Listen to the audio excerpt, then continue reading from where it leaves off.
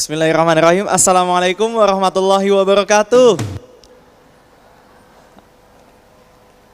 Bagi yang menjawab salam saya doakan semoga nanti bisa masuk surga. Amin. Bisa mungkin nanti dapat tanda tangan Mas Rifai. Amin. Nah, bagi yang belum menjawab salam saya kasih kesempatan satu kali lagi deh. Assalamualaikum warahmatullahi wabarakatuh. Baiklah, alhamdulillah pada siang hari yang cerah ini kita bisa bertemu kembali dalam rangkaian acara pertama ya, hari pertama UI Islamic Book Fair yang kedua.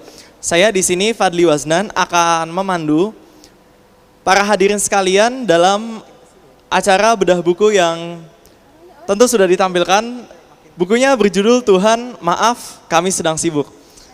Nah, sebelumnya saya ingin menyampaikan mungkin satu buah pantun kepada kita semua bahwa gini bunyinya. UI IBF kita datang jalan-jalan. Udara rasanya enak tenan. Datang talk show. Buku Mas Rifai Rifan rasanya belum pas kalau belum kenalan. Baiklah, kalau misalnya begitu saya akan mengenalkan terlebih dahulu siapa penulis dari buku pada siang hari ini, yaitu Tuhan Maaf Kami Sedang Sibuk. Jadi saya akan bacakan, nama lengkapnya adalah Ahmad Rifai Rifan. Beliau ini adalah seorang laki-laki dan beragama Islam tentunya. Kemudian beralamat di Surabaya. Beliau mengatakan saat ini baru tadi pagi nih berangkat dari Surabaya demi bertemu penggemar-penggemar tercintanya mungkin ya, luar biasa. Kita berikan tepuk tangan dulu dong buat Mas Rifai.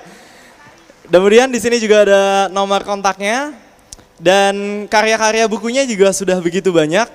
Ada sekitar di sini kurang lebih 51 judul, luar biasa.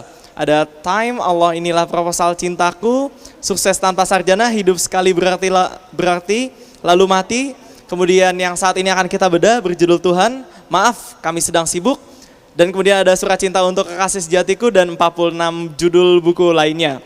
Baiklah, supaya tidak memperlama waktu, kita sambut sama-sama pembicara sekaligus penulis buku pada siang hari ini berjudul Tuhan Maaf Kami Sedang Sibuk.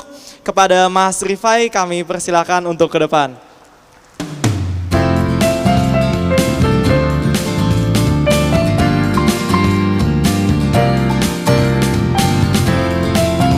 Assalamualaikum Mas. Ya, langsung saja duduk Mas. Ya, sekarang kita sudah berada sama-sama di hadapan kita ada Mas Rifai ya. Dipanggil Mas Rifai aja ya Mas? Iya, Mas Rifai aja. Oke, baiklah Mas. Mungkin bisa pertama datang jauh-jauh nih Mas ke Depok dari Surabaya. Menempuh kurang lebih ada 2 provinsi nih. Gimana Mas kabarnya Mas? Alhamdulillah sehat. Alhamdulillah sehat. Gimana Mas aktivitasnya sejauh ini, apa-apa saja kesibukannya? Sebelumnya salam dulu ya. Saya salam dulu ya. Assalamualaikum warahmatullahi wabarakatuh teman-teman semuanya. Ya, aktivitas saat ini selain menulis cuma berwirausaha aja. Jadi berwirausaha juga ya selain aktif menjadi penulis. Dalam bidang apa juga tuh Mas? Yang pertama konstruksi sesuai dengan jurusan. Jadi kebetulan saya kuliah di teknik mesin dulunya. Teknik mesin. Jadi usahanya bidang konstruksi biar sesuai dengan jurusan. Kemudian yang kedua bidang penerbitan. Bidang penerbitan. Sesuai dengan hobi nulisnya. Waduh, berarti sekalian nulis langsung terbitin ya Mas ya. Oke, kalau misalnya gitu saat ini Mas Rifai kalau tidak salah berumur 25 tahun ya Mas ya, benar? Udah nambah. Udah nambah ya? Oh maaf nih, berapa tuh Mas sekarang jadi? Sekarang udah 27. 27 ya, oke. Tahun, Masih muda sekali ya Mas ya. Saya ya tipis-tipis sama saya. Saya umur sekarang 19. Semoga jauh itu mah. Ya? Jauh itu mah. Oh, jauh ya. Tapi semoga di umur juga seperti yang Mas saat ini hadapi bisa sukses Mas ya, amin. Lebih sukses harusnya. Baiklah Mas. Jadi sekarang saya berusaha untuk membedah buku yang ada di hadapan saya nih Mas. Tadi kalau misalnya kata MC-nya mentang-mentang anak kedokteran terus saya suruh jadi moderator terus saya suruh ngebedah, mungkin nggak ada hubungannya ya. Nah, kita sudah sama-sama tahu nih ada buku berjudul Tuhan Maaf Kami Sedang Sibuk. Kalau misalnya kita lihat di halaman belakangnya ini ada mungkin sebait puisi ya, beberapa bait puisi yang saya bacakan. Mungkin di bait pertamanya ada, Tuhan harap maklumi kami, manusia-manusia yang begitu banyak kegiatan, kami benar-benar sibuk sehingga kami amat kesulitan menyempatkan waktu untukmu. Jadi di sini kurang lebih bukunya itu menceritakan ironi ya Mas ya. Ironi kepada manusia-manusia yang sok sibuk gitu. Padahal untuk bertemu Tuhannya seharusnya diciptakan untuk beribadah, tapi malah menyempatkan waktu-waktunya untuk aktivitas yang lain. Benar-benar, inti dari buku itu sebenarnya adalah teguran, renungan, refleksi diri. Jadi saya nulis buku itu awalnya memang pengennya buku ini nantinya bisa sebagai penasihat abadi bagi diri saya gitu. Penasihat terutama kepada diri saya pribadi, syukur-syukur kepada teman-teman yang baca juga gitu. Oke. Jadi latar belakang buku ini mungkin bisa juga diceritakan Mas, gimana mulai dari awal prosesnya, kemudian apa-apa saja yang mendasari pembuatan dari buku ini, mungkin bisa diceritakan Mas? Iya. Buku Tuhan Maaf Kami Sedang Sibuk ini merupakan dari 50-an buku yang saya tulis, buku ini merupakan satu-satunya buku saya yang paling tebal, yang paling mahal juga. Tapi alhamdulillah hingga saat ini ternyata penjualannya paling besar sampai saat ini. Jadi kalau teman-teman main ke Gramedia di seluruh Indonesia atau toko-toko buku besar di seluruh Indonesia, insya Allah buku ini sudah menjadi buku bestseller di sana. Kabar terakhir dari penerbit cetakan 13 insya Allah sudah mau beredar, cetakan ke-13. Jadi buku ini saya tulis sekitar 4 tahun yang lalu. Sekitar tahun 2000 berapa itu? 2010 ya. 2010 awalnya terinspirasi dari, mungkin nggak nyangka sama sekali kalau buku ini inspirasinya justru bukan berasal dari ulama, bukan berasal dari ustadz, bukan berasal dari guru. Inspirasi pertama kali saya terpantik untuk nulis buku ini adalah justru berasal dari seorang pengamen. Seorang pengamen kecil, usianya kalau nggak salah 10 tahun, jadi saat itu kebetulan saya beda buku di Jakarta juga, 4 tahun yang lalu, beda buku yang lain tapi. Dari lokasi acara menuju penginapan, saya nggak mau diantar sama panitia. Saya pengen menikmati suasana Jakarta di jalanan. Jadi saya naik angkot, saya naik bis kota, pindah-pindah gitu. Kemudian saya naik taksi, bahkan naik ojek, pindah-pindah. Nah kebetulan di dalam bis kota, ada seorang pengamen kecil yang menyanyikan sebuah lagu yang bikin saya ternyuh saat itu. Apa tuh Mas? Judul lagunya Gema Adan. Tahu nggak? Nggak tahu ya? Ada yang tahu? Lagu Gema Adan? Nggak tahu juga ya? Lagunya kayak gini. Iya itu, tahu ya? Ya itu lagunya, kayak gitu. Kurang lebih lagunya, saya juga lupa ingat sih ya. Saya kopikan sebenarnya di slide, nanti diputar ya. Nah kebetulan dari lagu itu kemudian gak enak kalau nggak diputar duluan, gak enak. Soalnya ceritanya biar nyambung gitu ya. Oke. Boleh ya diputar dulu nggak apa ya? Oh iya silakan. Biar bisa merasakan gimana teman-teman mendengar syair lagu itu gitu. Jadi saat itu bulan Ramadan, entah karena terbawa pada suasana puasa sambil dengerin lagu yang berisi teguran kayak gitu, akhirnya saya meneteskan air mata saat itu. Boleh diputar ya? Di slide ketiga kalau nggak salah. Nah ini, ternyata saat ini lagu itu digubah, kemudian diaransemen ulang dan dinyanyikan oleh seorang artis kecil saat ini, dulunya mungkin pengamen. Nggak ada suaranya ya? Dinyanyikan kembali oleh Tegar dengan judul lagu baru, Pantaskah Surga Untukku. Kalau ini ada yang tahu? Nggak tahu juga. Lagu itu tahu nggak? Sakitnya tuh di sini tahu ya? Gema Adan nggak tahu, Pantaskah Surga Untukku nggak tahu. Sakitnya tuh di sini, nggak tahu juga ya. Oh nggak bisa ya? Keluar aja, di foldernya ada video 1 kalau nggak salah, keluar aja ke folder, keluar dari slide, di foldernya ada video 1. Tapi kalau nggak bisa nggak apa-apa. Ya bisa di download di YouTube banyak kok, banyak. Oh itu ada itu. Nadanya Gema adan. Mau Barata itu ya. Mungkin sambil menunggu Ya. nanti panitia kali ya Mas ya. Dari situ kemudian saya pulang ke Surabaya, langsung terpikir bahwa ini lagu teguran bagi saya banget itu. Baru terpikir judul itu ketika saya pulang ke Surabaya.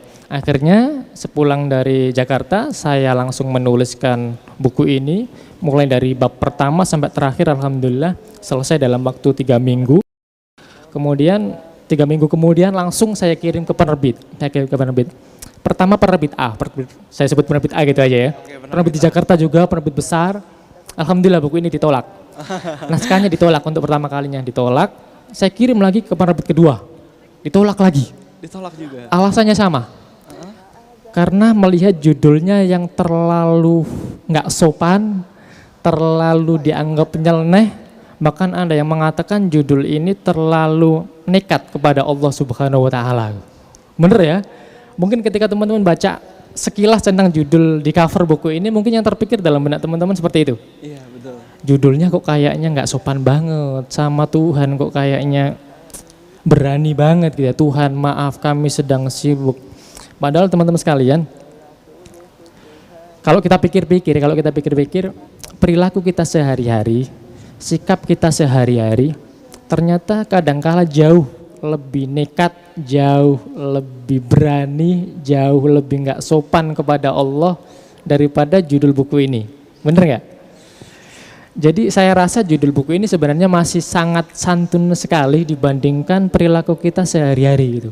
Saya mikir kayak gitu. Akhirnya saya tetap memberanikan diri, tetap kekeh, tetap ngotot. Judul ini nggak boleh direvisi, nggak boleh diganti, nggak boleh diubah. Akhirnya saya tawarkan lagi ke penerbit ketiga sampai seterusnya. Saya lupa ditolak berapa kali buku ini dulu. Saya lupa beneran. Saking banyaknya gitu, saking banyaknya. Akhirnya penerbit terakhir, sebuah penerbit lini, penerbit Alex Media Komputindo khusus untuk agama, yaitu penerbit Kuanta. Saya nggak tahu, kayaknya nggak disebutkan tadi, nggak ada di sini mungkin ya. Penerbit Kuanta itu termasuk salah satu grup dengan grup Gramedia, Kompas Gramedia. Nah itu baru menerima buku ini, baru diterima. Alhamdulillah setelah dicetak, cetakan pertama habis dalam waktu beberapa minggu saja.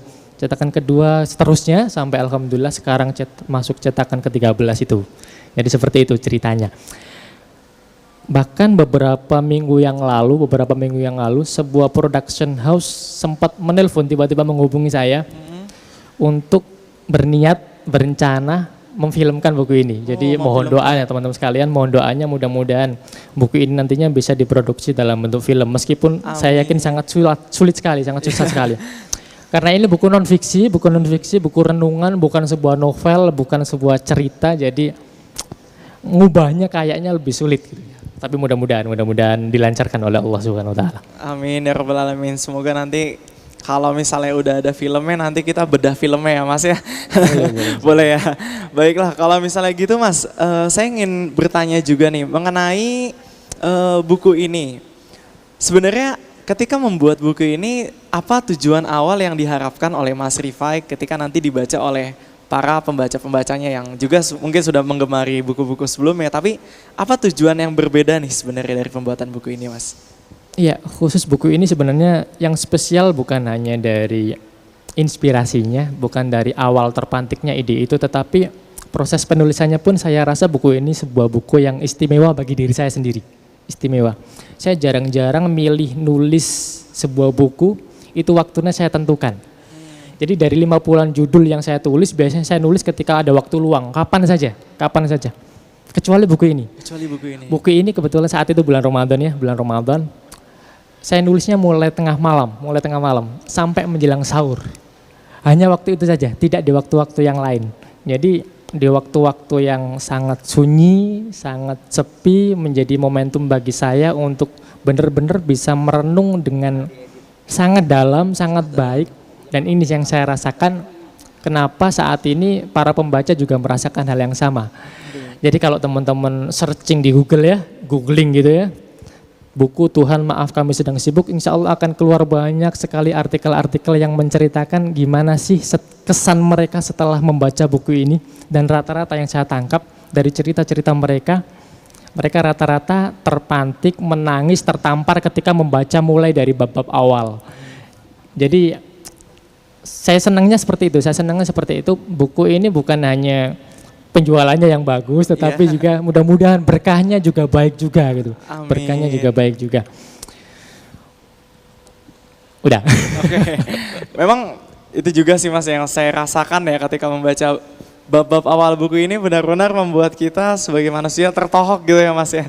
Gimana ya saat saya membaca, apakah sebenarnya emang kesibukan-kesibukan ini untuk apa sih sebenarnya tujuannya kan?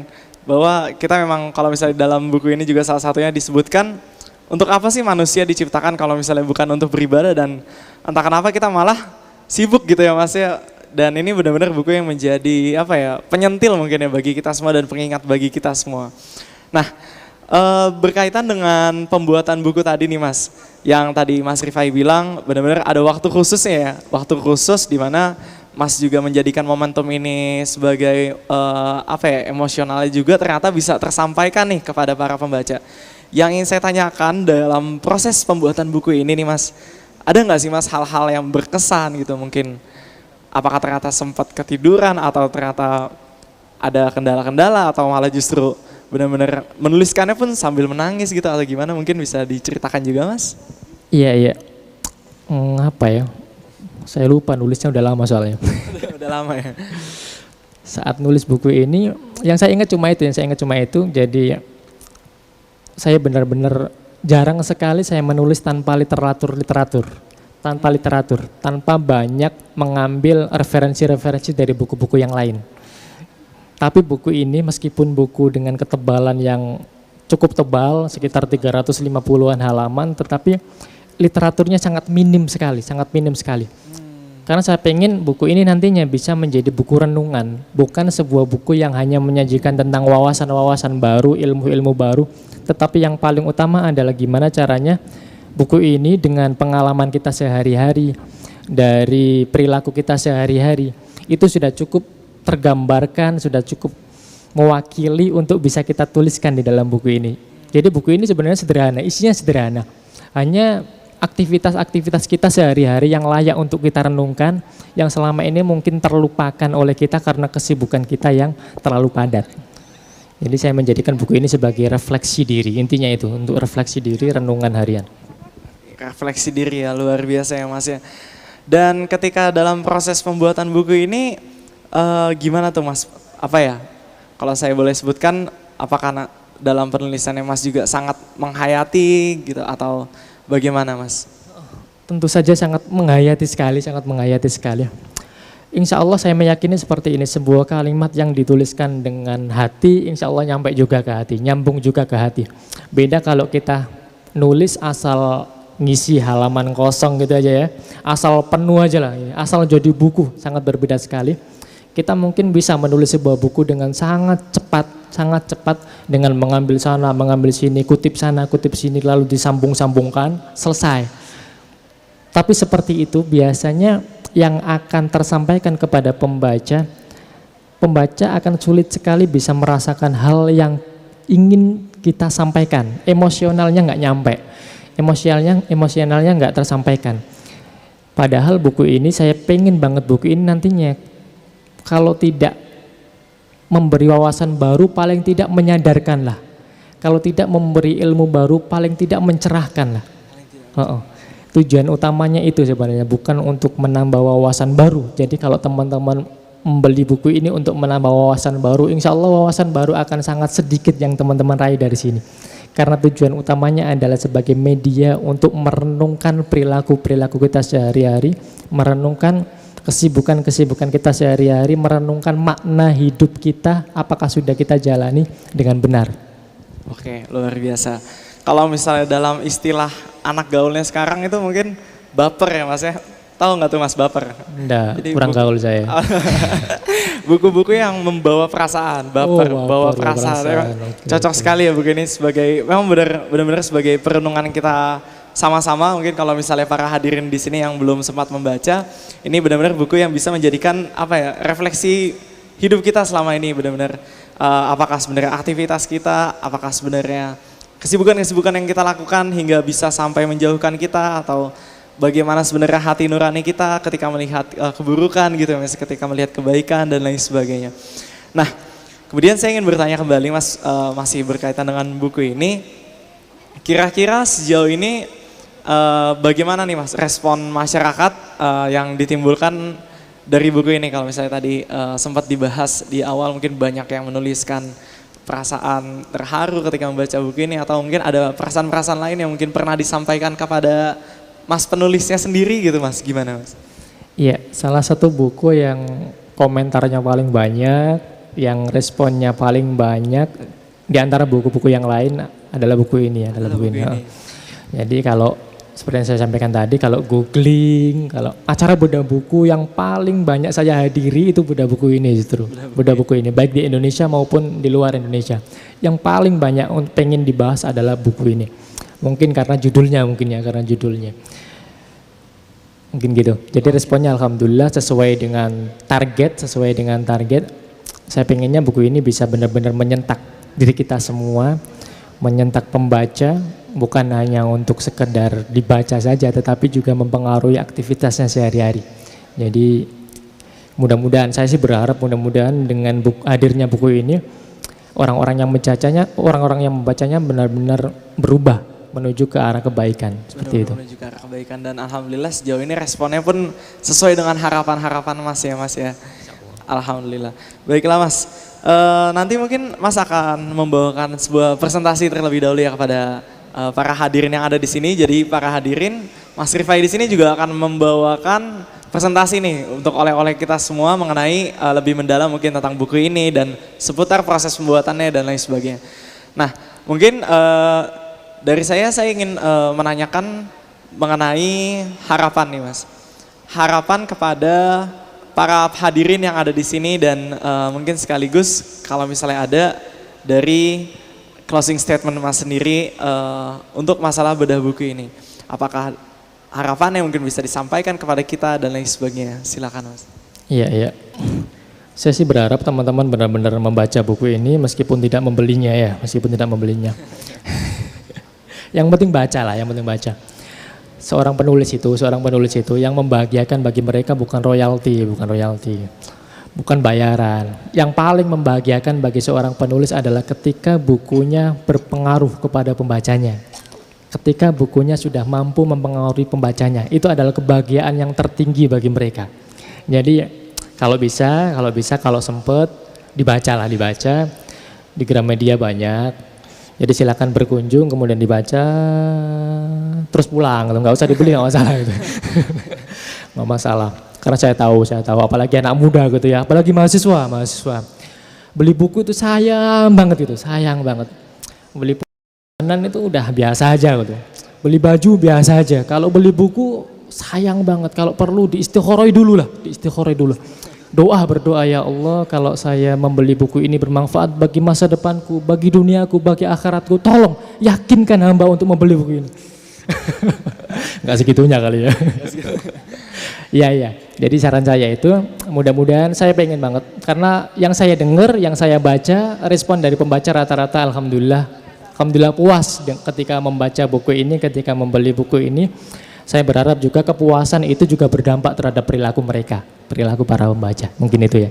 Ya, baiklah kalau misalnya begitu, dan mungkin pesan saya juga, kita tidak akan rugi nih ketika membeli buku ini ya. Kalau menurut saya benar-benar ya seperti yang sudah saya bilang, benar-benar ini bisa menjadi refleksi saat kita mungkin sedang lelah hilang arah hidup, hilang apa sebenarnya makna kehidupan, ketika kita sedang sibuk dan lain sebagainya. Buku ini benar-benar bisa menjadi pelarian bagi kita semua. Baiklah Mas, kalau misalnya begitu sebelum kita masuk ke sesi tanya jawab nih bagi para hadirin yang ada di sini, Mas mau menyampaikan presentasinya terlebih dahulu ya Mas ya. Baik, kalau misalnya gitu dipersilakan Mas. Oke, makasih ya. Baik, saya ingin membahas sedikit tentang materi dalam buku ini agar nantinya teman-teman ada gambaran. Kira-kira meskipun nggak beli sudah punya gambaran lah ya. Oh kayak gini loh bukunya gitu ya. Udah disampaikan. Bentar saya bawa itu kok, pointer kok. Udah. Kembali. Biar dari awal ya. Saya ucapkan salam lagi ya, biar nyambung dari awal sampai akhir gitu ya. Bismillahirrahmanirrahim. Assalamualaikum warahmatullahi wabarakatuh. Innal hamdalillah nahmaduhu wa nasta'inuhu wa nastaghfiruh wa na'udzu billahi min syururi anfusina wa min sayyiati a'malina may yahdihillahu fala mudilla lahu wa may yudlil fala hadiyalah. Asyhadu an la ilaha illallah wa asyhadu anna Muhammadan abduhu wa rasuluh la nabiyya ba'dah. Alhamdulillahirabbil alamin, teman-teman sekalian. Puji syukur kehadirat Allah Subhanahu wa taala. Pada siang yang sejuk ini Allah mempertemukan kita di acara yang mudah-mudahan diberkahi oleh Allah ini. Amin. Kita berdoa mudah-mudahan acara ini dari awal hingga akhir nanti dicatat oleh Allah, yang pertama sebagai majelis ilmu, yang kedua majelis silaturahim bagi kita semua. Jadi teman-teman datang ke sini ada maknanya, bukan hanya untuk ngisi waktu luang, bukan hanya sekedar pengen jalan-jalan lihat buku-buku secara gratis gitu ya. Mudah-mudahan ada yang kita bawa pulang nantinya. Kalau kita menghadiri acara ini sebagai majelis ilmu, insya Allah jalan kita menuju surga akan dimudahkan oleh Allah Subhanahu wa taala. Yang kedua, kalau menurut kita majelis ini adalah majelis silaturahim, mudah-mudahan nantinya kita mendapatkan pahala sebagaimana yang dikaruniakan oleh Allah kepada orang-orang yang gemar bersilaturahim, yaitu dipanjangkan umurnya dan diluaskan rezekinya. Amin amin ya rabbal alamin.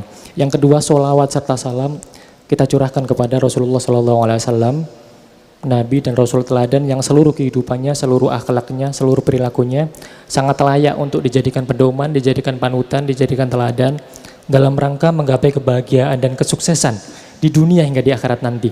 Mudah-mudahan kita kelak diakui sebagai umat Rasulullah.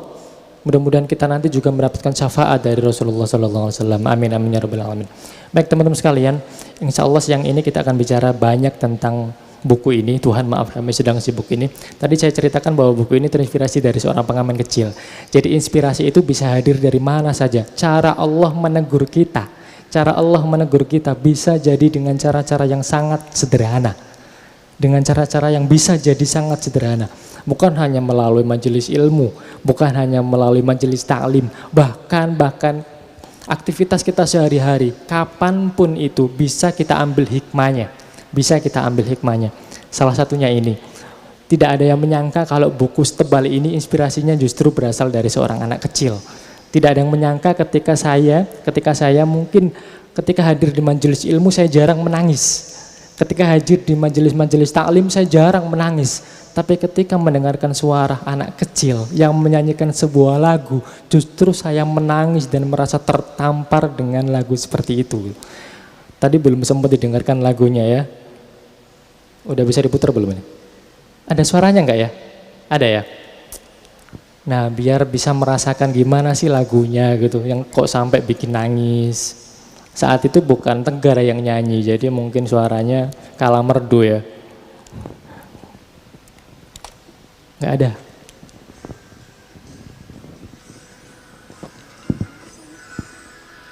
Oh enggak jelas ya? Dengar enggak? Nggak jelas ya? Nggak ada colokan, nggak ada ya? Nggak ada, ya udah nggak apa-apa. Mengapa begitu berat jalankan segala perintahmu? Begitu banyak rintangan.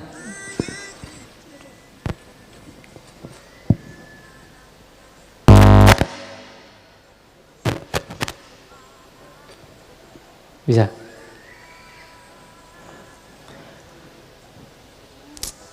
Jadi lagu-lagu tertentu menurut saya lebih setuju kalau kita diperbolehkan mendengarkan lagu, asalkan lagu itu inspiratif, asalkan lagu itu bisa menjadi bahan refleksi bagi diri kita, bukan lagu-lagu galau, bukan lagu-lagu cengeng, apalagi lagu-lagu melo ya. Jangan, kalau lagu-lagu inspiratif, lagu-lagu yang bisa kita jadikan sebagai refleksi, menurut saya baik. Jadi saya itu kadang kalau pengen nangis tengah malam gitu ya, sering saya dengerin lagunya Opik misalnya yang apa ya, jika waktu telah berakhir itu ya, tahu ya? Atau lagunya Chrisye almarhum yang ketika tangan dan kaki bicara. Nah itu yang mengingatkan tentang kematian, tentang hari akhir, itu seringkali bikin saya terenyuh, bikin saya nangis. Pengen banget gimana sih caranya menghasilkan hidup kita selalu mengingat kematian gitu. Kalau hidup itu selalu mengingat kematian, insya Allah tidak ada perilaku-perilaku kita sehari-hari yang aneh-aneh, yang di luar dari yang diatur oleh Allah Subhanahu Wa Taala. Nggak bisa ya? Udah nyerah ya. Saya aja yang nyanyi kali Mas. Ya udah saya aja yang nyanyi ya. Oh boleh nyanyi ya. Bisa. Coba dari awal liriknya. Indahnya. Oh ini ya, awalnya ini bukan.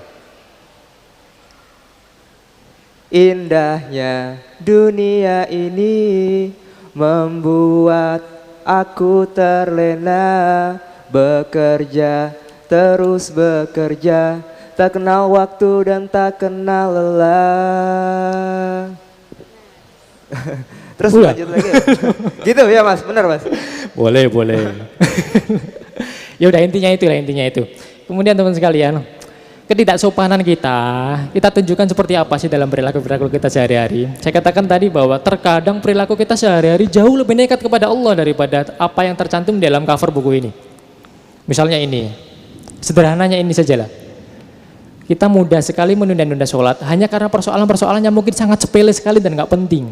Sering nggak? Facebookan, kemudian adzan. Udah nggak peduli sama adzannya udah. Lanjut aja update status. Padahal statusnya nggak penting sama sekali udah. Lagi mandi, lagi makan. Diupdate semuanya udah. Diupdate semuanya, nggak penting sama sekali kan ya. Apalagi ada tuh yang sampai betah berjam-jam membaca ribuan status Facebook berjam-jam itu. Kuat, tapi baca buku nggak kuat. Baca Quran ngantuk gitu. Udah, kebalikannya udah.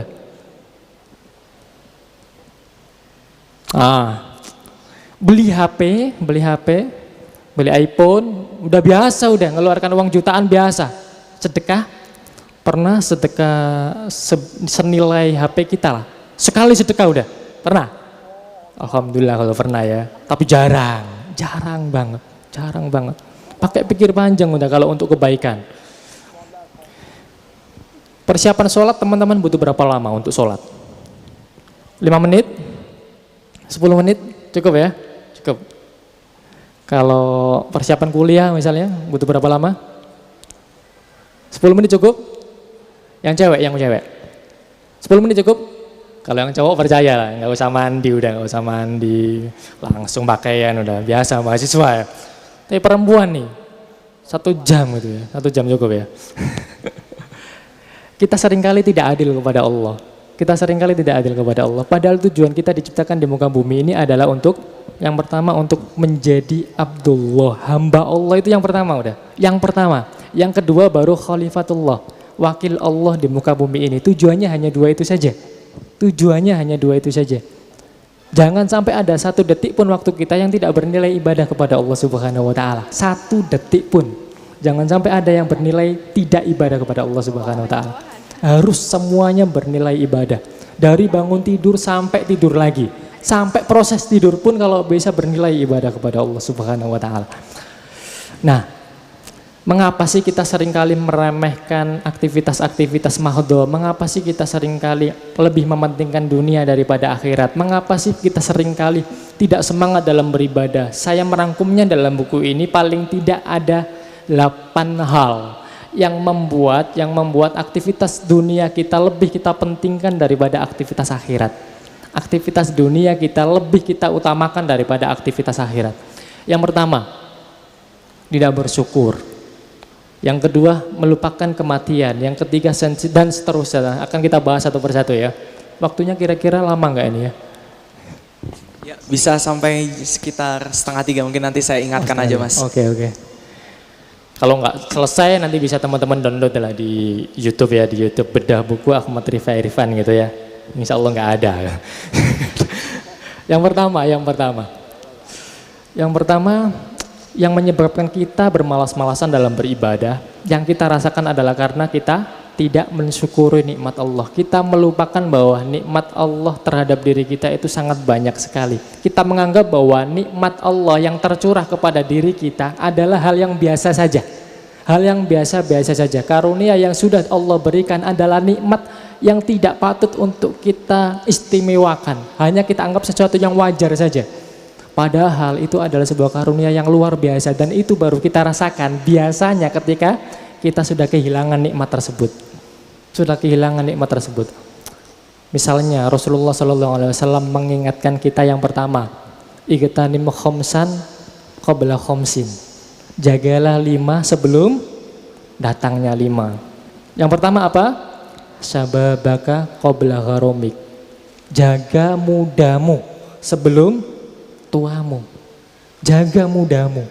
Masa muda itu harusnya digunakan untuk aktivitas-aktivitas yang paling dekat dengan Allah Subhanahu wa taala, yang paling mendekatkan kepada Allah Subhanahu wa taala. Mumpung raga kita masih segar, pikiran kita masih segar, visi hidup kita masih bersinar, gunakan itu dengan benar. Gunakan itu dengan benar.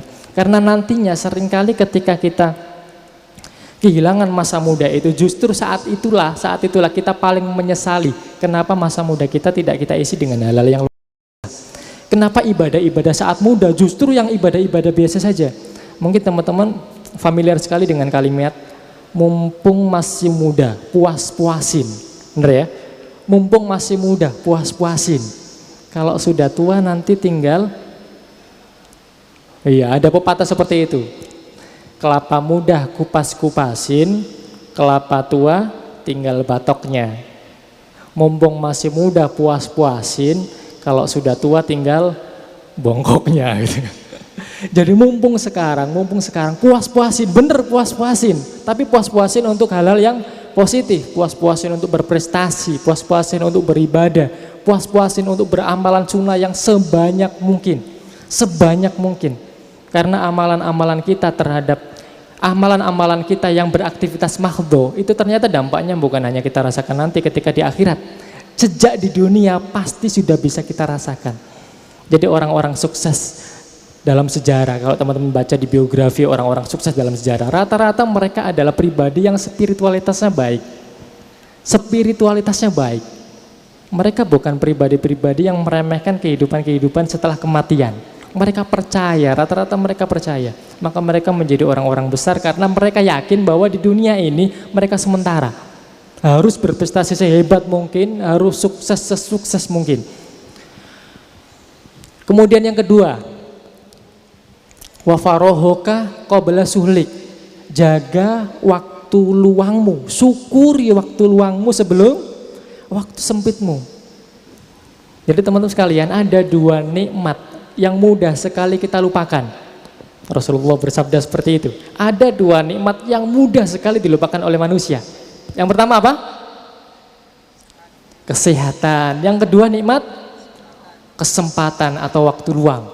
Jadi waktu luang ini sangat luar biasa penting teman-teman sekalian untuk kita syukuri. Karena bisa jadi ketika kita menunda-nunda untuk waktu kemudian, ternyata di waktu kemudian kita justru sempit, tidak punya kesempatan seluang ini lagi. Maka ketika ada waktu luang, syukuri itu dengan aktivitas-aktivitas yang baik. Waktu luang jangan digunakan untuk aktivitas-aktivitas yang nggak penting.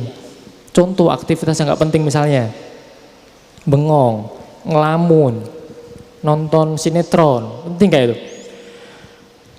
Nonton acara-acara yang tidak mendidik, nonton Mahabharata misalnya. Lagi populer-populernya tuh ya. Penting nggak tuh? Ada yang bilang penting gitu ya. Penting gak kira-kira? Ada yang bilang itu adalah kisah atau sejarah masa lalu. Alay banget tuh. Coba dibaca bukunya coba. Novelnya aja lah. Novelnya adalah. Beda gak dengan kisah yang difilmkan itu?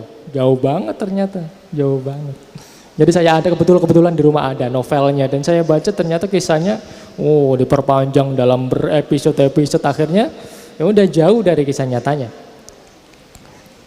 Ada yang nonton acara pernikahan artis dari pagi sampai malam.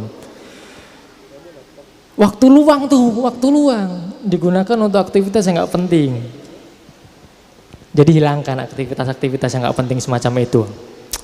Dengerin lagu-lagu galau, dengerin lagu-lagu cengeng. Nah itu. Selain buang-buang waktu, dampaknya luar biasa besar terhadap semangat hidup kita tuh. Selain membuang waktu kita, dampaknya terhadap otak kita ternyata juga luar biasa. Kalau nggak percaya dicoba, kalau nggak pernah dicoba. Ada yang nggak nyimpen lagu cengeng di HP-nya? Ada? Atau di laptopnya? Yang nggak nyimpen? Yang nyimpen angkat tangannya Pak, jujur. Yang nyimpen? Nggak ada ya? Nggak ada yang ngaku. Rata-rata nyimpen. Dicoba, nanti malam dicoba. Kalau nggak percaya dampaknya, dicoba. Gini ya percobaannya. Coba nanti malam sebelum tidur. Coba copy satu lagu cengeng satu aja ke HP kita. Dicoba dampaknya biar tahu. Satu aja lagu galau, lagu cengeng, lagu sedih. Copy ke HP kita atau ke laptop kita. Contohnya misalnya apa ya? Satu lagu aja lah. Nah ya itu. Lumpuhkanlah, itu ya. Contoh aja, itu aja wis. Pakai contoh ya. Lagunya siapa itu? Tahu semua ya. Di copy lagu itu ya. Lumpuhkanlah ingatanku itu. Coba di copy lah. Di copy ke laptop atau HP kita. Lalu dengerin sebelum tidur. Satu lagu itu saja udah. Satu lagu itu saja. Repeat terus menerus. Satu lagu itu saja udah. Replay. Biar tahu dampaknya. Coba buktikan. Sebelum tidur, repeat satu lagu itu saja. Satu lagu aja. Lumpuhkanlah ingatanku. Di bolak-balik itu saja ya. Sampai teman-teman tertidur. Jangan sampai mati. Tetap di replay terus menerus. Jangan sampai mati HP-nya atau laptopnya. Sambil dicas. Putar terus menerus sampai besok pagi. Sampai teman-teman bangun tidur. Lalu rasakan apa yang terjadi. Dicoba ya. Biar tahu dampaknya gitu, biar tahu. Biar besok nggak diulangi lagi gitu ya. Lumpuhkanlah ingatanku. Insya Allah besok pagi semoga nggak lumpuh beneran gitu ya. Esoknya coba diganti. Lagu galau atau lagu cengeng itu coba del dari HP kita, di del all. Ganti. Misalnya diganti dengan lagu-lagu yang menginspirasi. Lagu-lagu perjuangan, lagu-lagu yang memotivasi lah. Ya lagu perjuangan ya misalnya ya. Apa contohnya? Maju tak gentar gitu ya. atau kalau perlu diganti murotal atau tilawah.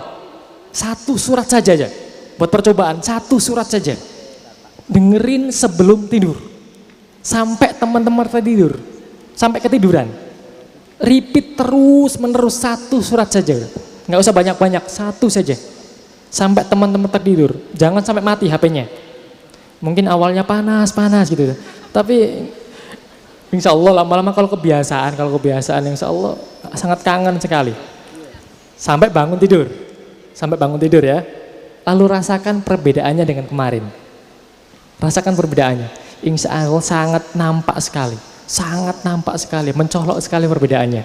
Teman-teman akan lebih semangat, di pagi hari bergairah, insya Allah seperti itu. Tidak bersyukur yang kedua tadi apa tadi? Yang pertama tidak mensyukuri masa muda. Yang kedua tidak mensyukuri waktu luang. Yang ketiga tidak mensyukuri kesehatan. Teman-teman sekalian mungkin pernah mendengar kisah tentang salah seorang penjual kurma yang sempat booming beberapa waktu yang lalu, namanya Haji Musyafa. Pernah dengar ya? Enggak. Haji Musyafa lumpuh sejak umur 13 tahun. Tetapi setiap adzan berkumandang, beliau selalu merangkak menuju masjid untuk berjamaah. Lumpuh sejak 13 tahun. Tapi setiap adzan berkumandang, beliau selalu merangkak untuk sholat berjamaah. Maka betapa tidak bersyukurnya kita yang diberi keleluasaan oleh Allah, diberikan kesehatan oleh Allah, tetapi perilaku kita jauh lebih buruk daripada beliau yang diberikan kelemahan oleh Allah Subhanahu wa taala. Betapa tidak bersyukurnya kita ketika kita diberikan raga yang lengkap, fisik yang komplit, tetapi kita tidak mendayagunakannya dengan baik. Jadi mulai sekarang teman sekalian, berpikirlah umpama besok pagi fisik saya ini sudah nggak lengkap udah. Umpama besok pagi fisik saya ini udah nggak lengkap. Na'udzubillah gitu ya. Misalnya besok pagi fisik saya ini udah diambil oleh Allah Subhanahu wa taala. Kira-kira seharian ini apa saja yang akan saya kerjakan? Coba berpikir seperti itu, setiap bangun tidur berpikirlah seperti itu. Umpama besok pagi Allah sudah merenggut penglihatan saya, umpama besok pagi Allah sudah mengambil pendengaran saya, umpama besok pagi Allah sudah mengambil lisan saya sehingga tidak bisa lagi berbicara. Kira-kira seharian ini saya bakal ngapain saja, mulai dari bangun tidur sampai nanti tidur lagi. Insya Allah teman sekalian, perilaku kita akan jauh lebih terjaga daripada ketika kita tidak menyadari bahwa kesehatan kita ini karunia. Kemudian yang ketiga itu, yang keempat, wasihataka qabla sakomik, sehatmu sebelum sakitmu. Kemudian wahayataka qabla mautik, hidupmu sebelum matimu. Jadi paling tidak ada beberapa kemungkinan mengapa Allah masih memberikan kita usia hingga saat ini. Yang pertama, mungkin amal kebaikan kita masih terlalu sedikit, sehingga Allah masih memberikan kesempatan kepada kita untuk menambahnya. Itu yang pertama. Atau yang kedua, mungkin dosa kita masih terlalu banyak, sehingga kesempatan usia ini adalah kesempatan yang diberikan oleh Allah Subhanahu wa Ta'ala untuk mentaubati dosa-dosa kita. Atau yang ketiga, mungkin pahala kita sudah terlalu banyak, sehingga tambahan usia kita ini justru adalah ujian dari Allah Subhanahu wa Ta'ala. Bisa enggak kita tetap istiqomah mempertahankan amalan kebaikan itu. Jadi usia kita ini wajib kita syukuri, wajib untuk kita isi dengan aktivitas-aktivitas yang positif. Sebenarnya ada video ini tapi nggak usah lah, nggak ada suaranya, nggak seru. Itu yang pertama, tidak mensyukuri karunia Allah. Yang kedua, kenapa kita seringkali malas-malasan dalam beribadah? Yang kedua, karena kita seringkali melupakan kematian. Melupakan kematian. Benar nggak? Umpama kita mengingat kematian terus menerus, insya Allah perilaku kita akan jauh lebih terjaga. Kalau kita renungkan teman sekalian, kalau kita renungkan siklus hidup kebanyakan masyarakat kita, kalau kita renungkan nggak jauh-jauh dari siklus hidup semacam ini kok. Setelah lahir dia sekolah, habis sekolah biasanya ngapain? Apa yang dipikirkan ya? Oh, udah kebuka ya. Pengen kuliah. Habis kuliah biasanya mau ngapain? Rata-rata mahasiswa ya. Setelah kuliah, alur hidup semacam apa yang bakal teman-teman alami nantinya? Pengennya seperti apa? Habis kuliah mau ngapain coba? Mau ngapain? S2, ada yang S2. Ada lagi yang lain? Kerja, kebanyakan kerja ya. Kerja.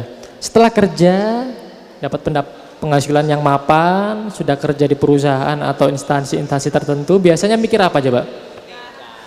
Oh, semangat kalau nikah gitu ya, semangat ya. Iya, harus semangat. Karena nikah itu ibadah yang paling nikmat teman sekalian ya. Nikah itu ibadah yang paling nikmat. Itulah kenapa saya sering banget menyarankan kalau bisa nikah itu di usia muda. Jangan di usia tua.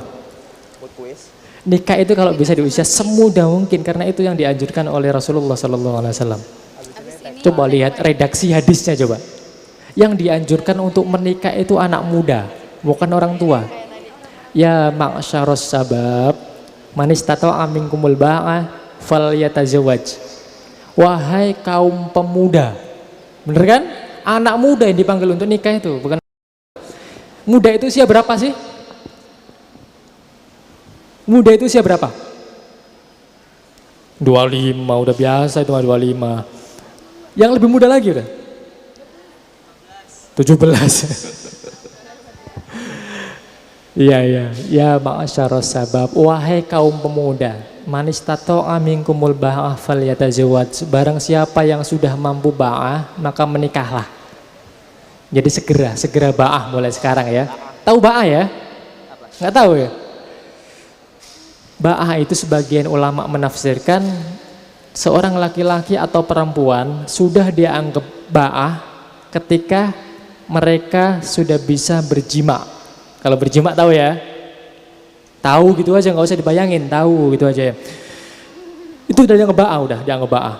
Atau beberapa ulama yang lebih ketat lagi mengatakan bahwa seorang laki-laki sudah dianggap ba'ah ketika mereka sudah mampu menafkahi istrinya nanti, ya itu yang lebih berat ya. Yang kedua, sudah mampu memberikan tempat tinggal bagi istrinya. Itu baru boleh nikah, ya. Kalau belum mampu memberikan tempat tinggal, jangan dulu. Syaratnya itu, memberikan tempat tinggal bagi istrinya. Meskipun nggak rumah sendiri, boleh kontraktor, boleh sebagai kontraktor. Kontrakan maksudnya, kontrakan. Nikah, habis nikah biasanya ngapain? Apa yang dipikirin coba? Ya anak.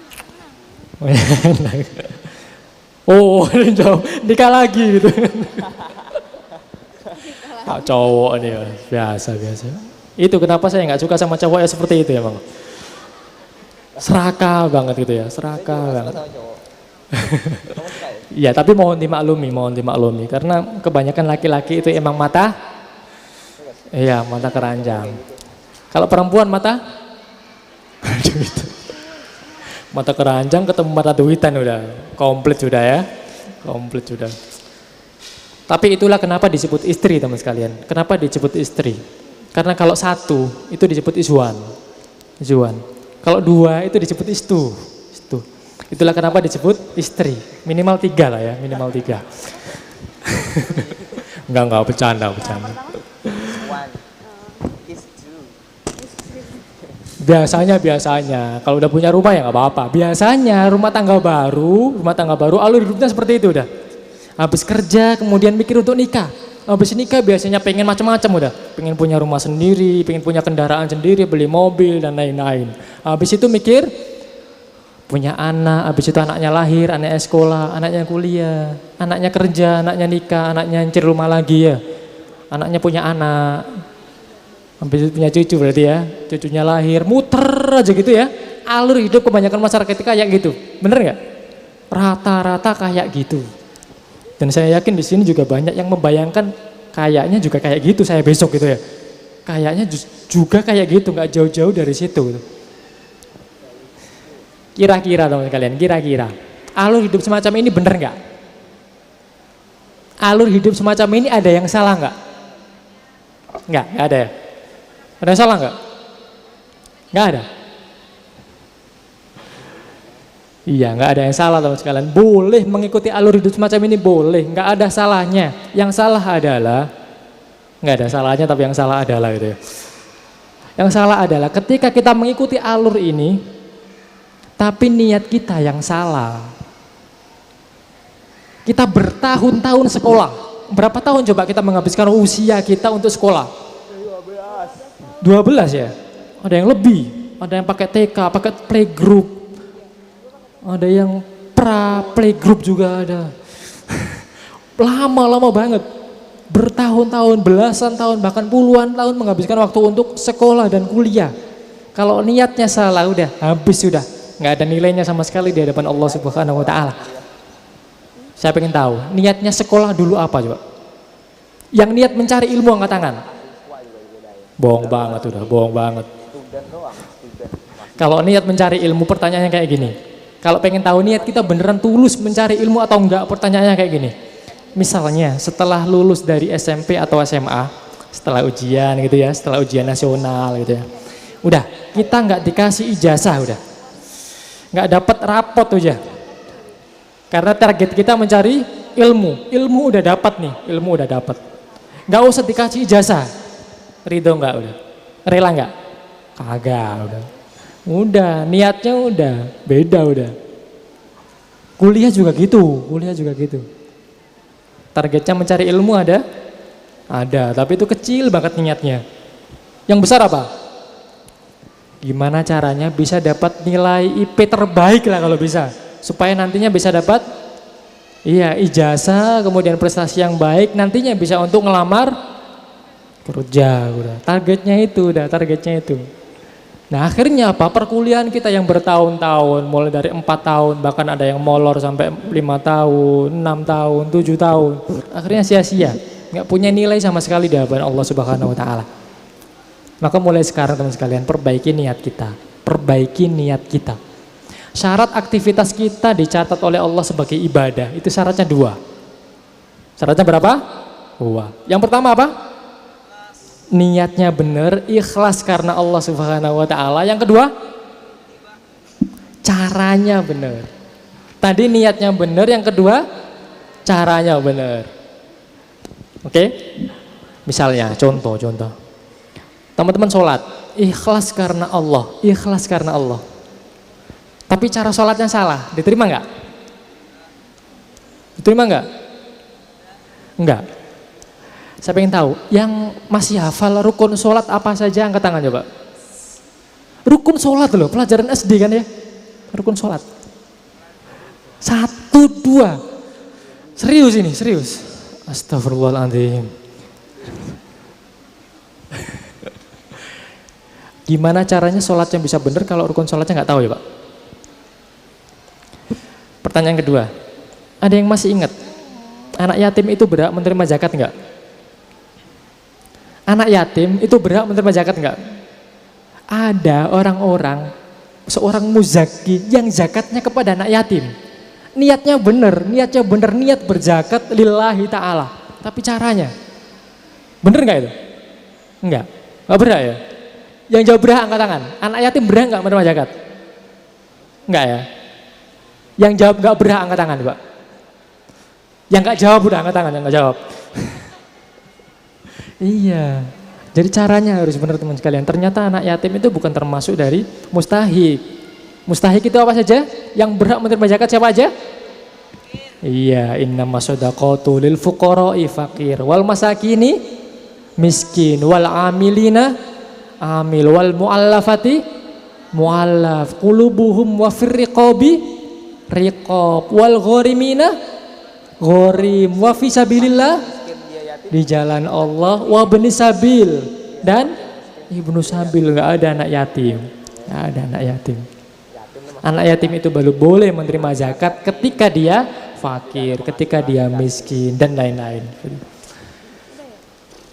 Waktunya tinggal 5 menit tapi saya baru membahas 2 hal.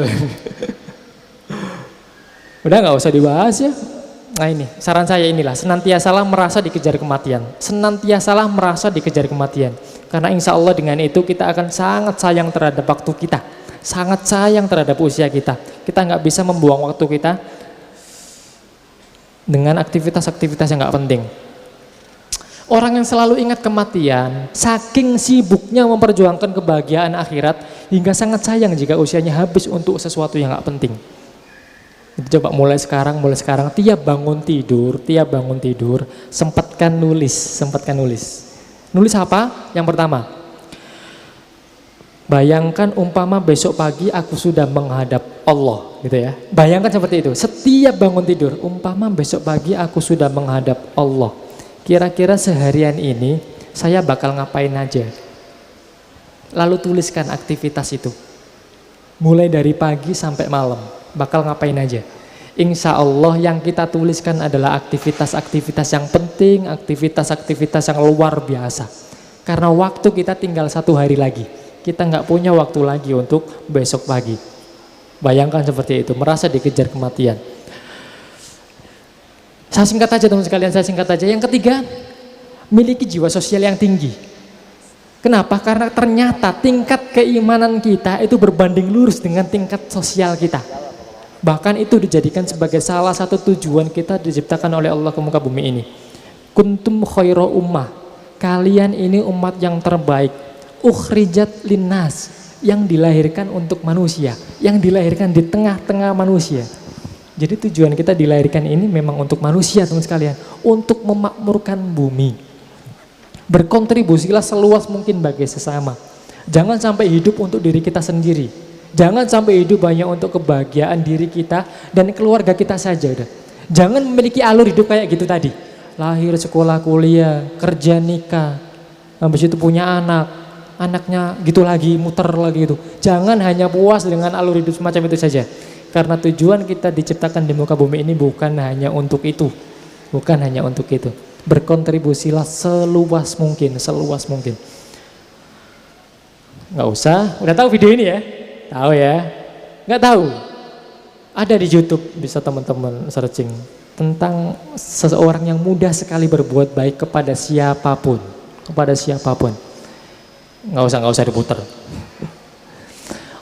Orang yang berjiwa sosial yakin ketika ia menolong makhluk di bumi, makanya di langit pasti akan menolong hidupnya.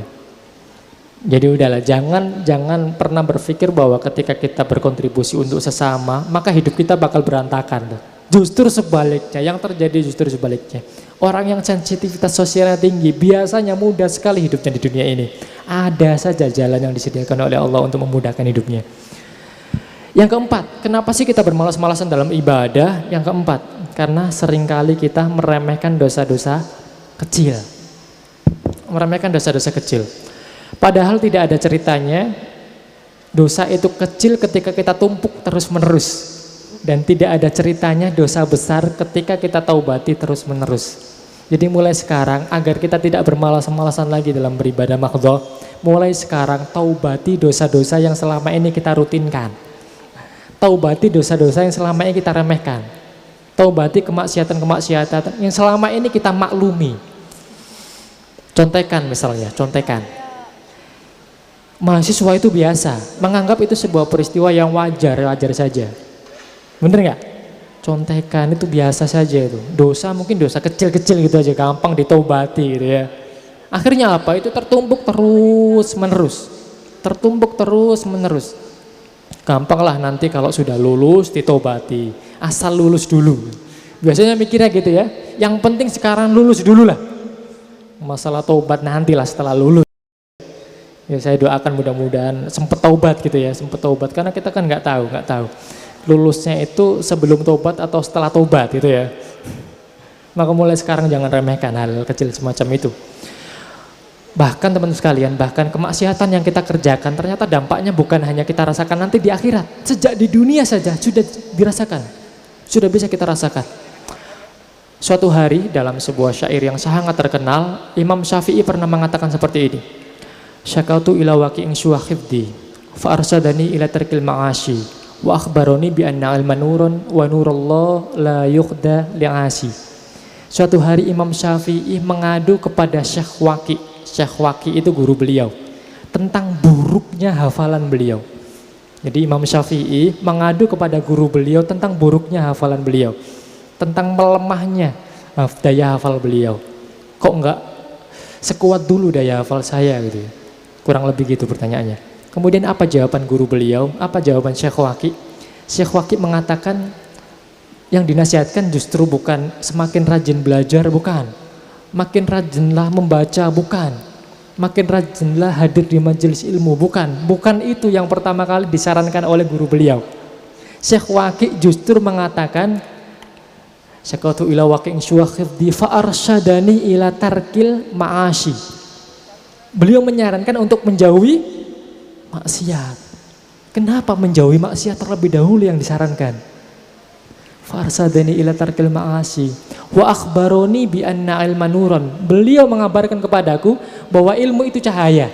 Ilmu itu cahaya. Wa nurullah, dan cahaya Allah la yuqda li'asi, tidak akan diberikan kepada orang-orang yang suka bermaksiat. Cahaya Allah tidak akan diberikan kepada orang-orang yang bermaksiat. Itulah kenapa orang-orang yang suka berbuat dosa itu daya hafalnya melemah, kecerdasannya melemah, prestasinya menurun. Bener nggak? Mungkin ada yang protes. Ada yang protes? Itu bermaksiat terus-menerus tapi kok IP-nya baik gitu ya. Itu nyontek terus tapi kok IP-nya makin tinggi. Itu ada yang jarang sholat tapi kok nilai-nilainya stabil gitu ya, tinggi terus gitu. Bener nggak ada yang gitu? Alasannya teman sekalian, alasannya sama jawabannya dengan jawaban ketika itu orang yang jarang sholat kok makin kaya saja ya. Itu dosanya banyak, kok rezekinya kayak ngalir aja gitu. Jawabannya kayak gitu. Apa maksudnya? Di dunia ini bukan hanya ada nikmat, tetapi juga ada apa? Azab. Dan azab itu bentuknya bukan hanya sebuah kesenangan, bukan hanya sebuah kesedihan atau musibah. Bisa jadi sebuah kesenangan dan hal-hal yang menyenangkan di dunia ini. Bisa jadi. Atau dalam bahasa istilah agama sering disebut dengan istidrot. Istidrot, tahu ya? Seperti itu. Jadi kadang Allah mengazab seseorang yang berdosa, suka berbuat maksiat dengan kesenangan-kesenangan. Padahal kesenangan itu makin menjauhkan dia dengan Allah Subhanahu wa taala. Dan percaya musibah terbesar dalam hidup seorang muslim adalah ketika dia sudah tidak dekat dengan Allah Subhanahu wa taala. Itu musibah terbesar udah. Kalau kemiskinan, kalau IP Nasakom itu biasa udah. Nasib 1 koma maksudnya ya. Biasa itu. Tapi kalau sudah jauh dari Allah itu musibah yang paling besar bagi seorang muslim. Waktunya udah habis kayaknya. Saya ringkas saja. Yang kelima, meremehkan amalan sunnah. Biasanya ada yang hanya memilih amalan-amalan wajib saja udah. Amalan-amalan wajib saja. Yang sunnah ditinggalkan.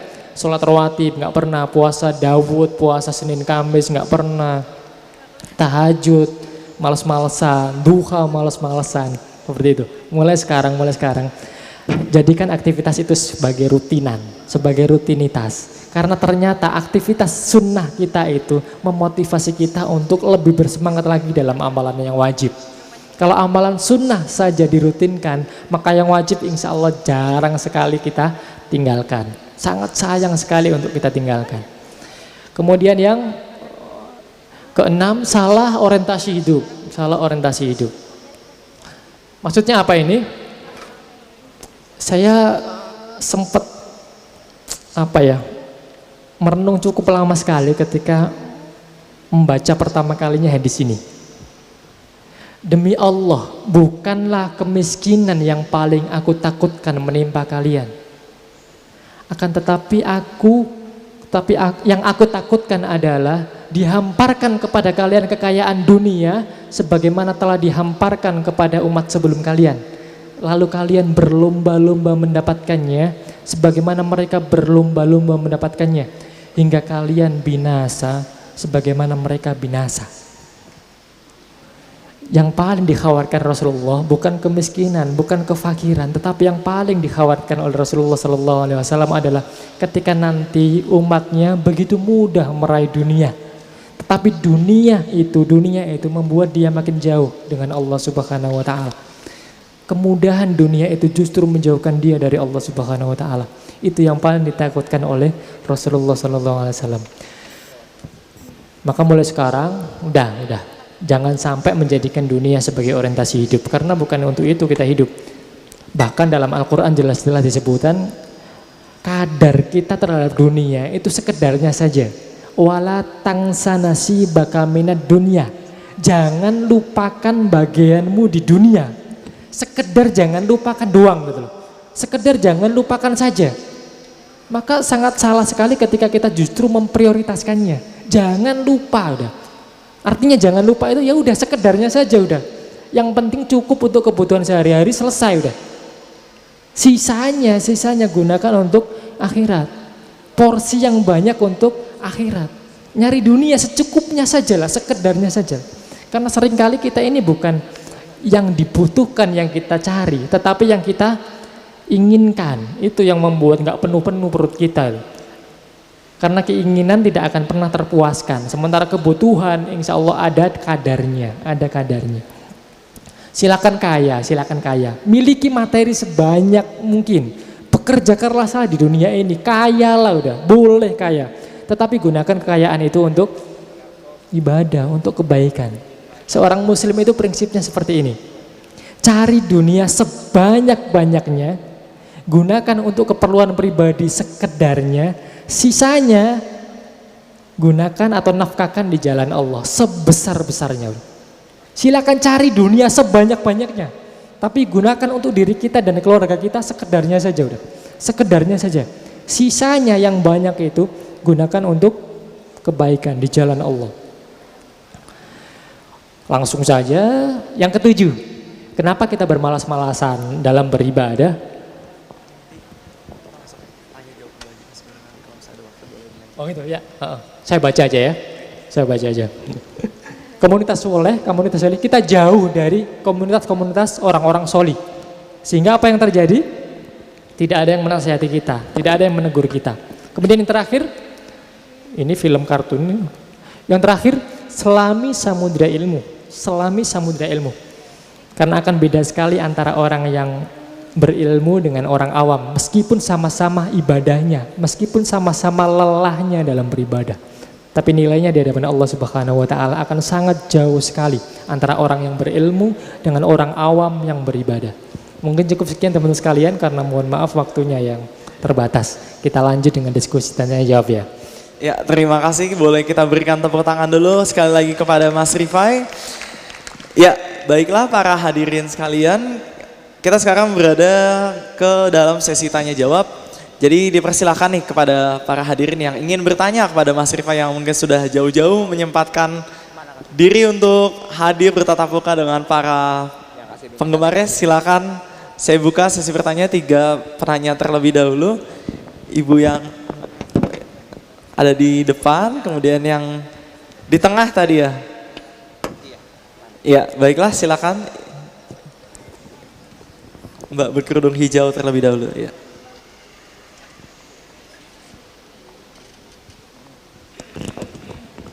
Bismillahirrahmanirrahim. Assalamualaikum warahmatullahi wabarakatuh. Mempersingkat waktu, langsung saja pertanyaan. Berhubung ada 3 pertanyaan, mohon maaf. Tapi pertanyaan mudah dijawab kok Mas. Yang pertama itu mau nanya tentang apakah semua buku yang Mas tulis itu semuanya sifatnya non fiksi berdasarkan ungkapan perasaan tadi. Kalau yang Mas yang terakhir tulis kan waktu dialog tadi sepertinya ungkapan apa yang dialami dan sebagainya. Apakah semua buku yang Mas tulis itu sama seperti itu juga gitu? Terus yang kedua mau tanya bagaimana teknik menulis gitu sehingga kok begitu banyak buku yang sudah dihasilkan gitu, sehingga ketika kita memulai tidak mentok gitu, ngalir aja sepertinya. Itu bagaimana tekniknya gitu. Terus yang terakhir sekedar usul saja, kalau tadi bercerita insya Allah dari buku ini akan difilmkan, saya sekedar mengusulkan agar ketika nanti pembuatan film penulisnya sendiri Mas itu ikut terlibat gitu, mendampingi pembuatan filmnya agar tidak terjadi ya seperti yang Mas gambarkan juga ya, ketika ada antara film dengan buku yang pernah ditulis itu terkadang tidak kadang di luar jalur gitu, sehingga muatan-muatan amanat yang tertulis di dalam sebuah buku itu tidak tersampaikan dengan apa yang diinginkan penulis gitu. Jadi itu sekedar usul aja. Terus sekedar permintaan kalau boleh yang tadi alasan bermalas-malasan ibadah saya ketinggalan yang nomor 3 Mas, mohon diulang. Terima kasih. Assalamualaikum warahmatullahi wabarakatuh. Waalaikumsalam warahmatullahi wabarakatuh. Terima kasih kepada Ibu. Selanjutnya penanya kedua terlebih dahulu kita tampung. Tadi ada. Ya, silakan Ibu yang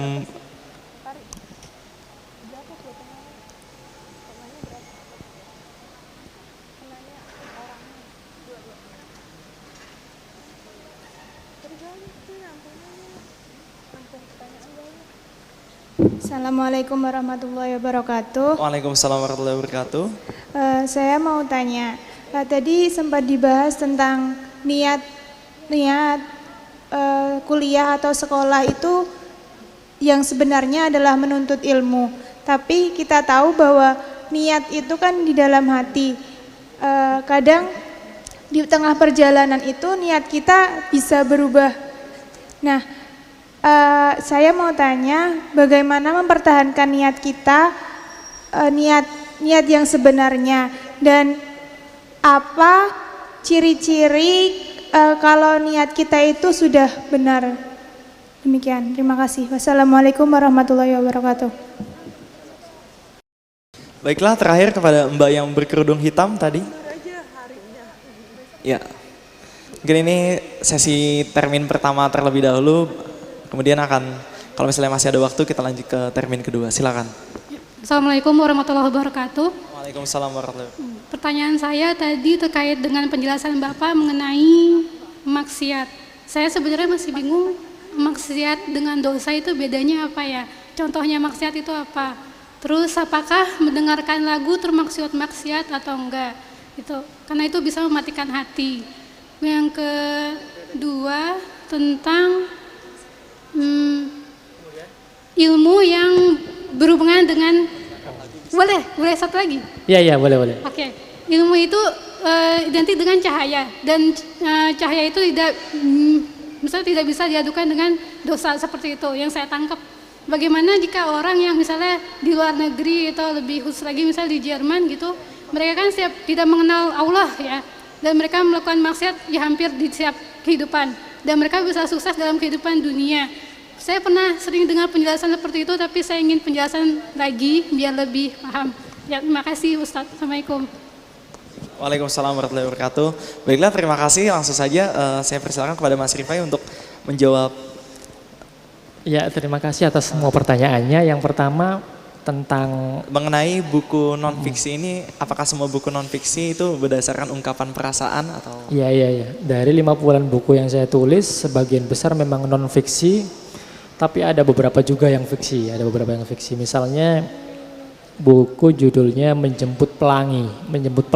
Itu kumpulan cerita pendek, kumpulan cerpen. Jadi termasuk fiksi ya. Kemudian apakah semuanya berisi tentang renungan atau refleksi diri? Bukan. Enggak semua, hanya sebagian saja. Bahkan ada beberapa buku yang inspirasinya justru berasal dari pertanyaan pembaca justru. Misalnya buku judulnya Ya Allah Siapa Jodohku. Ada yang sudah baca buku itu? Ya Allah Siapa Jodohku. Ada ya beberapa ya. Buku itu, ya itu buku-buku galau gitu ya. Biasanya yang baca perempuan biasanya. Karena perempuan itu yang paling mengkhawatirkan terkait jodoh. Bener ya? Kalau laki-laki kayaknya, khawatir juga ya. Ya buku itu misalnya awalnya berisi pertanyaan teman-teman pembaca terkait dengan percintaan, jodoh, pacaran, pernikahan. Saya tampung semuanya dalam sebuah fanspage Facebook. Awalnya sebuah fanspage. Jadi saya bikin sebuah fanspage ya di Facebook. Ya Allah Siapa Jodohku. Nama fanspage-nya itu bisa teman-teman searching. Di situ saya mengatakan silakan kalau ada masalah tentang percintaan, masalah tentang pacaran, jodoh, pernikahan dan lain-lain terkait itu ya. Silakan curhatkan di sini udah. Curhatkan semuanya di sini. Tapi melalui inbox, bukan di status ya. Dibaca banyak orang nanti. Melalui inbox, silakan curhatkan, akan saya jawab insya Allah. Dan alhamdulillah yang masuk banyak banget, hampir tiap hari ada curhatan-curhatan baru. Alhamdulillah akhirnya menjadi sebuah buku yang cukup tebal, pertanyaan dan jawabannya itu. Dan sekarang alhamdulillah sudah memasuki cetakan yang ke-7 kalau nggak salah, bestseller juga alhamdulillah. Kemudian dan lain-lain. Rata-rata berdasarkan pengalaman. Bagi pengalaman saya pribadi maupun pengalaman pembaca. Ada misalnya judul yang dari pengalaman pembaca, judulnya Don't Cry, Allah Loves You, atau God I Miss You. Itu tentang cerita-cerita kesedihan dari para pembaca. Nah, saya pengen memberikan bukan hanya solusi, tetapi juga memberikan sebuah pemaknaan yang berbeda. Bagaimana sih seorang muslim menyikapi masalah hidupnya. Seperti itu. Nah, macam-macam. Kemudian pertanyaan kedua tentang apa tadi? Bagaimana supaya bisa mengalir terus tuh Mas? Oh iya, tentang nulis ya. Jadi pertanyaan terkait dengan penulisan. Gimana ya? Saya belajar nulis jujur secara otodidak. Tidak pernah ikut kursus, tidak pernah ikut bimbingan kepenulisan. Jadi saya awalnya belajar justru dari ngeblog. Sekitar tahun 2008 saya bikin blog, kemudian saya nuliskan apa saja yang pengen saya tuliskan di dalam blog itu. Hampir setiap hari saya nulis apa saja udah.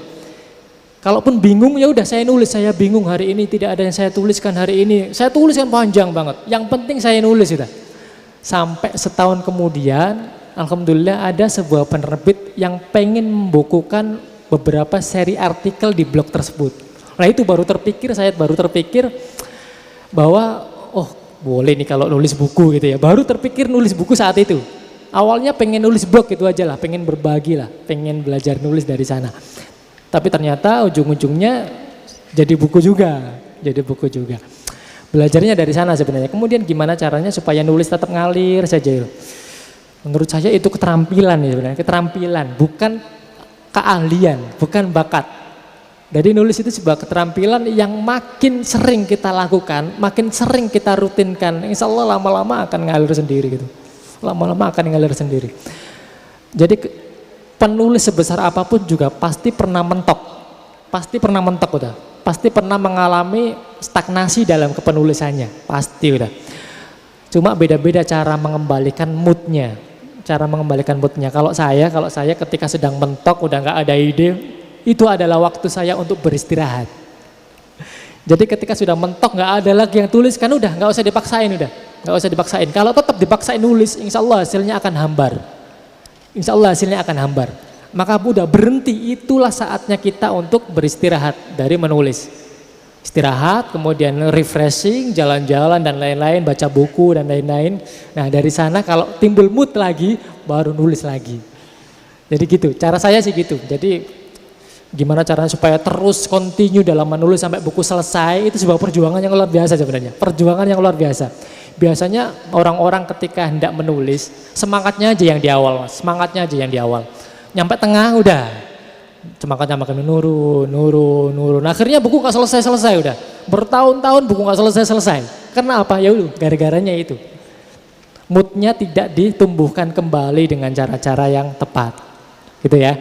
Kemudian pertanyaan ketiga terkait usulan tentang nantinya kalau difilmkan, ya mudah-mudahan doanya, mudah-mudahan mungkin bisa teman-teman ikut casting nantinya ya, sebagai ya Tuhan maaf kami sedang sibuk, mungkin sebagai pembisik-pembisiknya itu ya, godaan-godaannya, iblis lah, bukan. Kemudian ketiga tadi materinya ya, yang membuat kita malas dalam beribadah, yang ketiga kalau nggak salah sensitivitas sosial kita. Karena keimanan seseorang itu berbanding lurus dengan tingkat sensitivitas sosialnya. Semakin dia mudah untuk berbagi, semakin mudah dia berkontribusi, insya Allah tingkat keimanan juga akan baik. Seperti itu. Ya, baiklah, terima kasih. Langsung saja lanjut ke penanya kedua nih, mengenai bagaimana mempertahankan niat supaya tetap lurus. Oh iya. Iya teman sekalian. Ini menarik sebenarnya terkait niat. Mungkin awalnya ketika hendak masuk sekolah misalnya, atau ketika mau kuliah, benar-benar niatnya pengen banget menuntut ilmu agar nantinya bertahun-tahun ini bisa bukan hanya untuk menghasilkan ijazah, tetapi target utamanya adalah mendapat ilmu yang nantinya bisa kita panen di akhirat nanti. Karena hakikatnya dunia ini kan sebuah ladang ya, sebuah ladang. Rasulullah mengungkapkan seperti itu, mengandaikan seperti itu. Ad-dunya majra'atul akhirah. Dunia ini adalah ladangnya akhirat. Ladang untuk bercocok tanam untuk kehidupan di akhirat nanti. Maka kalau kita punya rumah megah misalnya di dunia ini, sebenarnya itu tidak lebih dari sebuah gubuk saja. Gubuk untuk tempat kita mengamati gimana caranya agar nantinya kita bisa panen dengan baik. Jadi kalau bisa menurut saya rumah nggak usah gede-gede. Mobil nggak usah mewah-mewah, cukupnya saja, cukupnya tergantung kebutuhan kita, Karena itu hanya sebagai media kita untuk membuat akhirat kita, panen kita dengan panen yang terbaik, seperti itu. Lalu gimana caranya mempertahankan niat ini? Iya teman sekalian, ini sebenarnya terkait dengan keimanan juga. Iman manusia itu naik turun, benar nggak? Iman manusia itu naik turun, kadang tinggi, kadang memuncak, kadang turun dengan rendah-rendah banget. Turun serendah-rendahnya. Kadang tinggi banget, itu adalah waktu ketika kita bersemangat sekali dalam beribadah. Kadang rendah banget. Udah. Itu saat kita bermalas-malasan dalam beribadah, saat kita mudah sekali melakukan perbuatan dosa. Lalu gimana caranya agar iman kita itu, agar niat kita itu bisa terjaga, mulai dari awal sampai akhir sebuah proses. Yang pertama teman sekalian, yang paling penting adalah kembalikan niat kita itu dengan majelis ilmu. Melalui majelis ilmu. Itu yang pertama. Karena diri kita itu ibarat sebuah pohon. Kalau lama tidak kita pupuk, lama tidak kita siram, pohon itu pun akan layu. Begitupun niat dalam diri kita. Kalau tidak kita sirami dengan ilmu, tidak kita sirami di majelis-majelis dzikir, majelis-majelis yang tempat kita benar-benar mengingat Allah Subhanahu wa taala, maka insya Allah orientasi kita akan berbelok. Orientasi hidup kita akan mengarah ke jalan yang salah. Maka paling tidak rutinkan menghadiri majelis-majelis ilmu, majelis-majelis yang mengingatkan kita kepada tujuan utama hidup kita. Jangan sampai kita tidak punya waktu sama sekali untuk hadir di majelis-majelis semacam itu. Karena saat itulah kita mengembalikan kembali orientasi hidup kita. Mengembalikan kembali niat kita agar kembali lurus mengarah ke jalan yang benar. Seperti itu. Yang kedua, itu yang pertama ya. Yang kedua, selalu bersahabatlah dengan orang-orang yang soleh. Orang-orang yang baik. Bersahabat dengan orang-orang yang soleh. Karena ketika kita sudah bergaul dengan orang-orang yang tidak baik, insya Allah kita akan mudah sekali terseret kepada mereka, aktivitas mereka. Aktivitas negatif itu mudah sekali menularnya daripada aktivitas positif, benar ya? Nularnya mudah sekali aktivitas negatif itu. Bertemanlah dengan siapapun, tetapi bersahabatlah hanya dengan orang-orang yang baik saja. Silakan berteman dengan siapapun, tapi kalau bersahabat, bergaul dengan intens, harus bergaul dengan orang-orang yang baik. Jadi kalau teman-teman kuliah misalnya cari kontrakan, cari teman kos, itu jangan yang asal dari daerah yang sama, dari sekolah yang sama, jangan. Teman kita bergaul itu mempengaruhi sekali. Maka kalau bisa carilah orang-orang yang baik saja dijadikan sebagai teman satu kontrakan, satu kos yang baik, yang baik. Itu yang insya Allah terus menumbuhkan keimanan kita, niat kita, semangat kita setiap hari, setiap waktu. Itu ya. Kemudian untuk masuk ke penanya ketiga mengenai pertama perbedaan antara maksiat dengan dosa. Oh iya. Ya. Kemaksiatan dengan dosa bedanya apa sih? Beda enggak? Yang jawab sama? Iya, maksiat itu aktivitasnya, dosa itu dampaknya. Maksiat itu aktivitasnya, kita berbuat maksiat. Dosa adalah dampak dari maksiat tadi. Jadi beda, nggak ada bedanya, sama aja sih, sama aja. Kemudian pertanyaan kedua tentang ya orang-orang yang kayak di luar negeri, orang-orang yang mahasiswa-mahasiswa yang aktivitasnya buruk, negatif, suka mabuk-mabukan, itu kan jelas-jelas berdosa.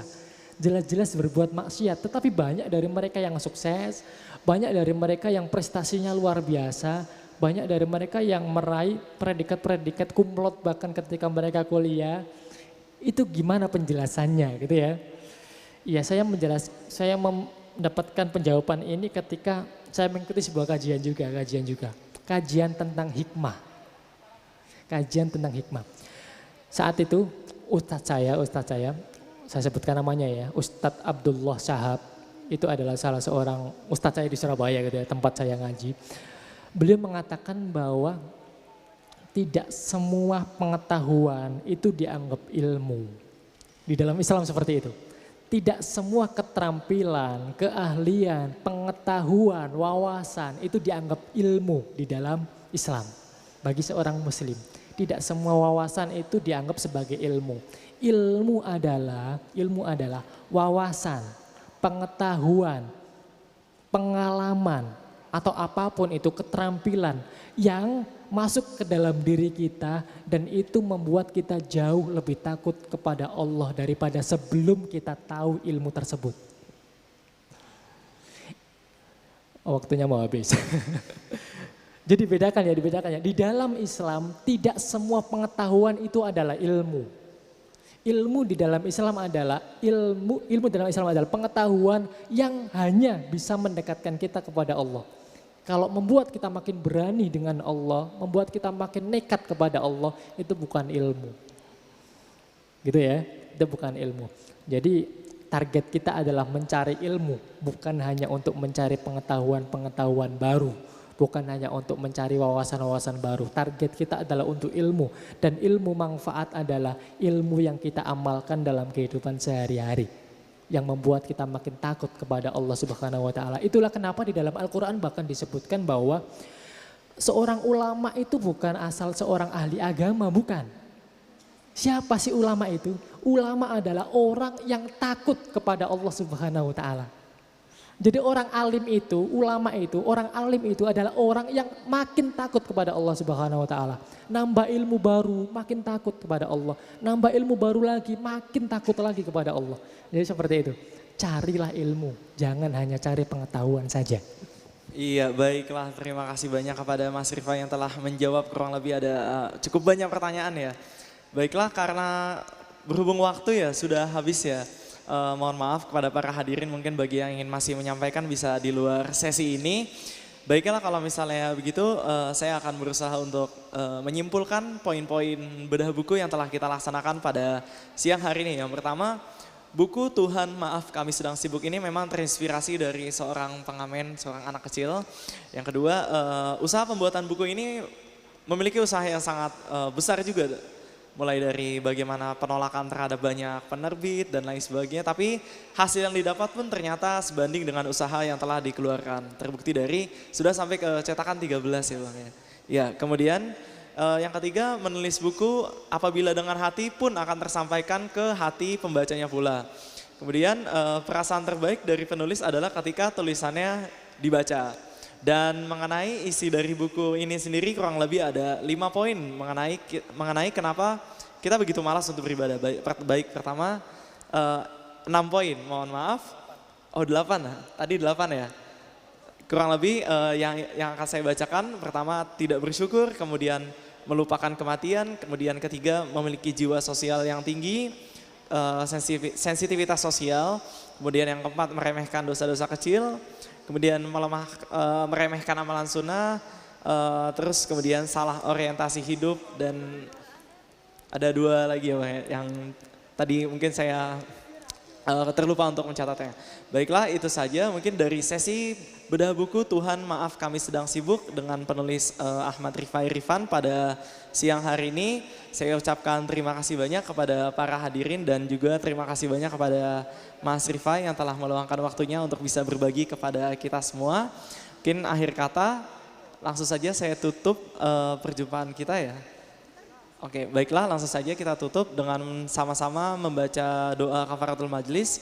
Subhanakallahumma wa bihamdika asyhadu an la ilaha illa anta astaghfiruka wa atubu ilaik. Saya selaku moderator mohon maaf apabila selama memimpin bedah buku pada kesempatan kali ini memiliki banyak salah. Sekali lagi saya ucapkan terima kasih banyak. Wabillahi taufiq wal hidayah. Assalamualaikum warahmatullahi wabarakatuh.